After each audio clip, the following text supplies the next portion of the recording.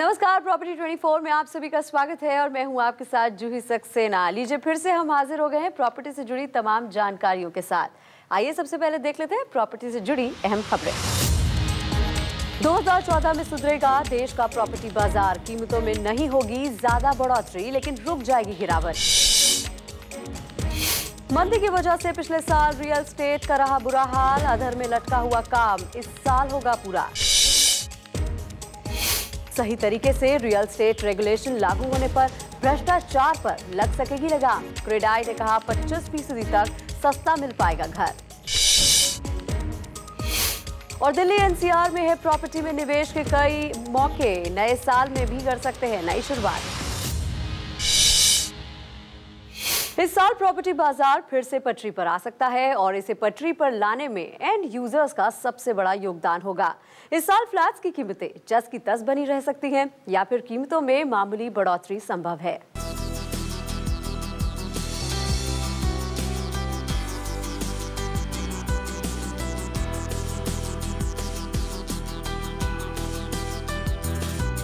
इस साल प्रॉपर्टी बाजार में सुधार देखने को मिल सकता है। देश में होने वाले आम चुनाव तक भले ही माहौल में ज्यादा बदलाव ना हो, लेकिन चुनाव के बाद इस सेक्टर में तेजी आ सकती है। जनवरी टू जून तक आप देखिए हालात मोर और लेस सेम ही रहेंगे जैसे अभी हैं। काफ़ी मंदी है, थोड़ा कॉशन है, जॉब कॉन्फिडेंस थोड़ा वीक हो रहा है, पॉलिटिकल अनसर्टेनिटी है, इन्फ्लेशन हाई है, गवर्नमेंट के एक्शंस वीक लग रहे हैं, ओपोजिशन थोड़ा बोलबाला ज़्यादा लग रहा है और एक चेंज की हवा है एनवायरनमेंट में। तो ऑब्वियसली इस माहौल में वेट एंड वॉच होता है कि आने वाले हालात कैसे होंगे।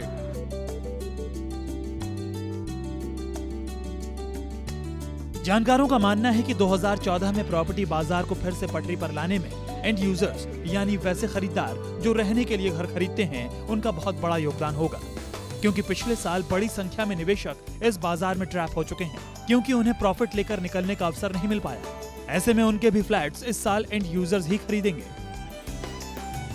अगर कीमतों की बात करें तो इस साल कीमतों में ज्यादा फर्क नहीं देखने को मिलेगा। कुछ जानकारों का कहना है कि कीमतों में 10% की तेजी देखी जा सकती है, जबकि ज्यादातर जानकार ये मानते हैं कि कीमतें अगर ऊपर नहीं भी गईं, लेकिन गिरेंगी नहीं। साथ ही इस साल लोगों के बजट में ज्यादा फर्क देखने को नहीं मिलेगा, यानी कि पिछले साल जो 1 BHK घर खरीद रहे थे इस साल भी वो 1 BHK से ज्यादा की चाहत नहीं करेंगे। वजह है महंगाई और लोगों की कमाई में बढ़ोतरी ना होना। साथ ही इस साल फ्लैट्स की मांग सबसे ज्यादा रहेगी। सवाल ये है कि हिंदुस्तान में जो डिमांड है, कोई भी डिमांड, वो हमारा इंडिजिनस डिमांड है, आंतरिक मांग है। हम कोई फॉरेनर्स हमारे यहाँ मकान लेने नहीं आता है। अगर डिमांड को हम समाप्त तभी करेंगे जब सप्लाई दे सकते हैं। डिमांड कभी मर नहीं सकता। हमें ज़रूरत है तो ज़रूरत है, लेकिन उसको हम क्वेंच कैसे कर सकते हैं? जब हम सप्लाई बढ़ाएंगे, और सप्लाई तब बढ़ेगी जब सेंटिमेंटल जो है भावनात्मक जो सहयोग है, चाहे वो कंज्यूमर हों या पॉलिसी मेकर्स हों या ऑल स्टेक होल्डर्स हों। लगता है कि 2014 इन सारी चीज़ों को रिड्रेस करेगा और जो एक भावनात्मक स्लो डाउन था वो अब बेहतर होगा। मकान.com के एक सर्वे के मुताबिक इस साल करीब 65% ग्राहक फ्लैट्स के होंगे, जबकि 15% ग्राहक रेजिडेंशियल प्लॉट्स के होंगे।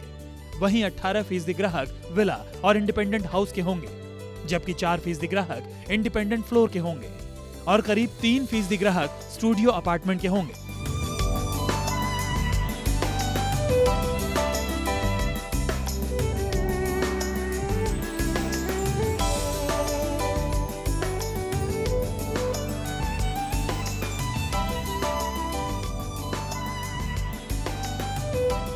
कुल मिलाकर जानकारों का कहना है कि इस साल प्रॉपर्टी बाजार में कुछ राहत भरा माहौल रहने वाला है।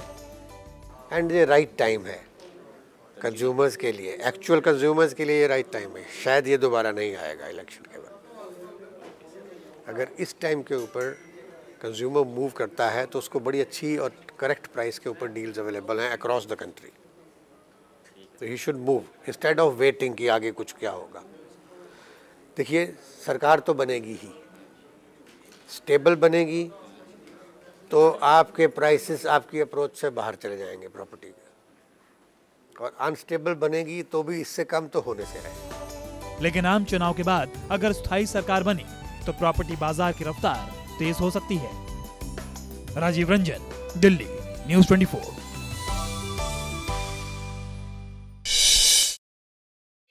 साल 2013 में प्रॉपर्टी बाजार हिचकोले खाता रहा। इस सेक्टर में बहुत कम ग्रोथ देखने को मिली है।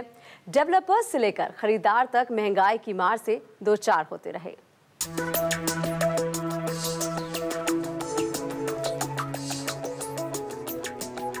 साल 2013 में बड़े बड़े डेवलपर्स के पसीने छूट गए।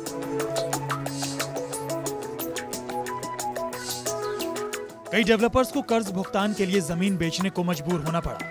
रियल एस्टेट बाजार पिछले साल पूरी तरह सुस्ती की चपेट में रहा। पिछले साल देश के अहम शहरों में रेजिडेंशियल प्रॉपर्टी के ग्रोथ में 11% की गिरावट दर्ज की गई। सबसे ज्यादा 39% की गिरावट चेन्नई के प्रॉपर्टी बाजार में देखने को मिली। एनसीआर में 33% गिरावट दर्ज की गई, जबकि पुणे के प्रॉपर्टी बाजारों में 20% सुस्ती देखने को मिली।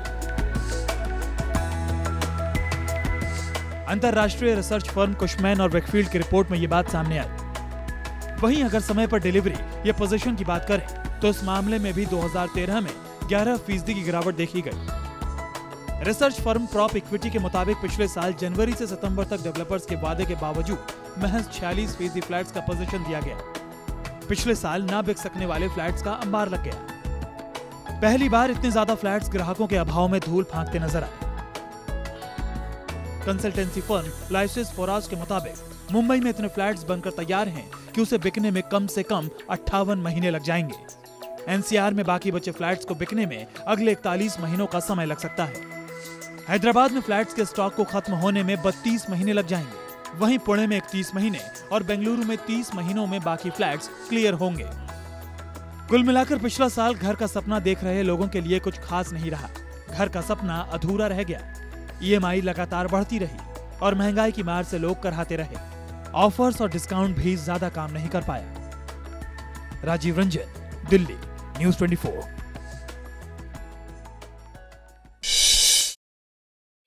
और अब शुरू करते हैं सवाल जवाब का सिलसिला। आपके सवालों का जवाब देने के लिए हमारे साथ स्टूडियो में है विला रियल्टर्स के एमडी प्रमोद चौधरी। प्रमोद जी, बहुत बहुत स्वागत है आपका। Thank you.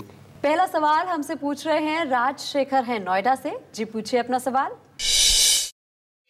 मैं 100 से 200 स्क्वायर यार्ड का प्लॉट दिल्ली एनसीआर में लेना चाहता हूँ। कौन सा ऐसा एरिया होगा जिसमें 5 साल में बेहतर रिटर्न मिले?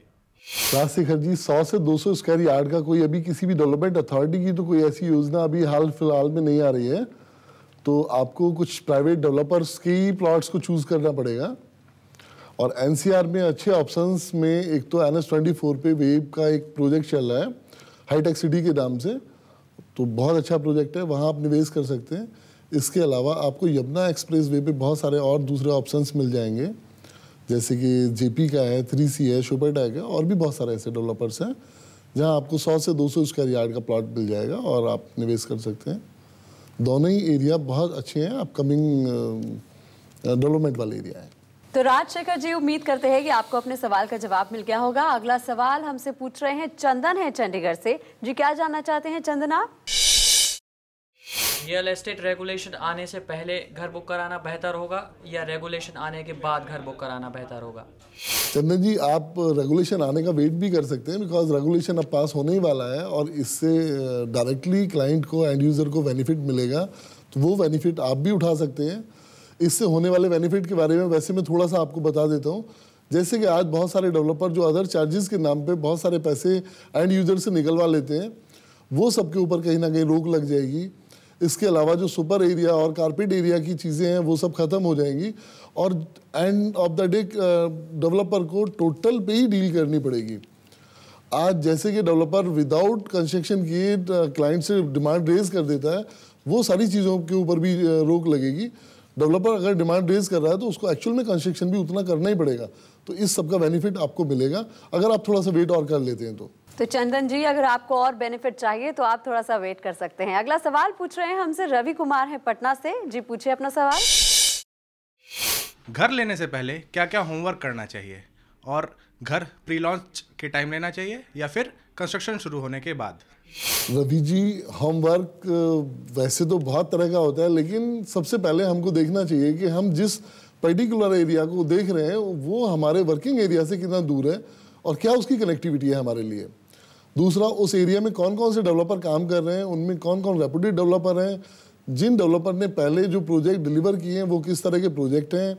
इसके अलावा हमको अपने बजट को ध्यान में रखते हुए उनके लेआउट को हमको चेक करना चाहिए। इसके अलावा हमको जिस भी डेवलपर के साथ हम इन्वेस्ट करना जा रहे हैं उसकी लैंड अप्रूव्ड है कि नहीं है, उसके लेआउट अप्रूव्ड है कि नहीं है, ये सारी चीज़ों को देखते हुए हमको शुरू में इनिशियली वर्कआउट कर लेना चाहिए। तो उम्मीद करते हैं कि रवि आपको अपने सवाल का जवाब मिल गया होगा। अगला ईमेल हमें आया है प्रद्युत का गुड़गांव से। ये जानना चाहते हैं कि गुड़गांव के सोहना रोड पर एल्डेको के प्रोजेक्ट में 2 BHK बुक कराया है इन्होंने। ये डेवलपर्स कितना सही है और इस इलाके का क्या फ्यूचर है? जी, सोहना रोड अपने आप में एक बहुत अच्छा एरिया है जो गुड़गांव के सबसे अच्छे एरियाज में से एक आता है। और दूसरा, जो एल्डेको डेवलपर है, डेवलपर भी अच्छा है। जो भी अभी तक इन लोगों ने जो भी प्रोजेक्ट किए हैं उनको समय से डिलीवर भी किया है और इनके साथ रहने वाले जितने भी लोग हैं वो सब हैप्पी भी हैं उस पर्टिकुलर प्रोजेक्ट से। तो आपने सही चूज़ किया है, सही प्रोजेक्ट में आपने निवेश किया है। दूसरा, आने वाले जो सोना बेल्ट के ऊपर आने वाले बहुत सारे ऐसे प्रोजेक्ट हैं जो अब सोना बेल्ट की तरफ ही आएंगे, बिकॉज नए मास्टर प्लान में बहुत सारे एरिया को और नए 8 जोन में शामिल कर दिया गया है। तो आने वाले समय में सोना बेल्ट के ऊपर बहुत सारी नई फ्यूचर प्लानिंग है, तो ये निवेश के हिसाब से भी बहुत अच्छा एरिया है आपके लिए। और एक और ईमेल हमें आया है अंकिता जैन का जयपुर से। ये जानना चाहती हैं निमराना, भिवाड़ी, फरीदाबाद और गाजियाबाद में निवेश के लिए कौन सी जगह बेहतर है और अगले 5 से 10 साल में कहाँ बेहतर रिटर्न इन्हें मिल सकता है? अंकिता जी, जैसे कि आप कह रहे हैं कि 5 से 10 साल के लिए इन्वेस्टमेंट की आप बात सोच रहे हैं, तो लॉन्ग टर्म इन्वेस्टमेंट तो आप जहाँ भी करेंगे उसके बेहतर रिजल्ट ही आने होते हैं रियल एस्टेट में। अब आपने पूछा है कि निमराना, भिवाड़ी और इन सारे एरियाओं में, फरीदाबाद, गाजियाबाद, नोएडा में क्या आपके लिए बेहतर है। तो वैसे तो जयपुर से आपके लिए नज़दीक वाला जो एरिया है वो निमराना है, भिवाड़ी है और दोनों ही अपकमिंग एरिया हैं। बहुत सारे नए प्रोजेक्ट, बहुत सारा IT जोन, इंडस्ट्रियल जोन इस तरफ डेवलप हो रहा है, तो ये आपके लिए बहुत अच्छी ऑप्शंस रहेगी। तो आप निमराना और भिवाड़ी में देख सकते हैं अपने लिए ऑप्शन। तो अंकिता जी, उम्मीद करते हैं कि आपको अपने सवाल का जवाब मिल गया होगा। प्रमोद जी, बहुत बहुत शुक्रिया प्रॉपर्टी 24 में जुड़ने के लिए और दर्शकों के सवालों का जवाब देने के लिए। जी, थैंक यू। अगर आपके पास भी प्रॉपर्टी से जुड़ा कोई भी सवाल है, आप खरीदना चाहते हैं प्रॉपर्टी, घर, जमीन, दुकान या ऑफिस देश में कहीं भी, लेकिन तय नहीं कर पा रहे हैं क्या हो सकता है बेहतर डील, या आप किसी प्रॉपर्टी को खरीद कर फंस चुके हैं, कोई बिल्डर या डेवलपर कर रहा है आपको परेशान, तो लिख भेजिए अपना सवाल। हमारा ईमेल ID है property24@bagnetwork.in। और इसी के साथ ही फिलहाल लेते हैं एक छोटा सा ब्रेक, लेकिन आप कहीं जाएगा नहीं, क्योंकि ब्रेक के बाद आपको दिखाएंगे रियल एस्टेट रेगुलेशन से कैसे कम हो सकती है प्रॉपर्टी की कीमतें।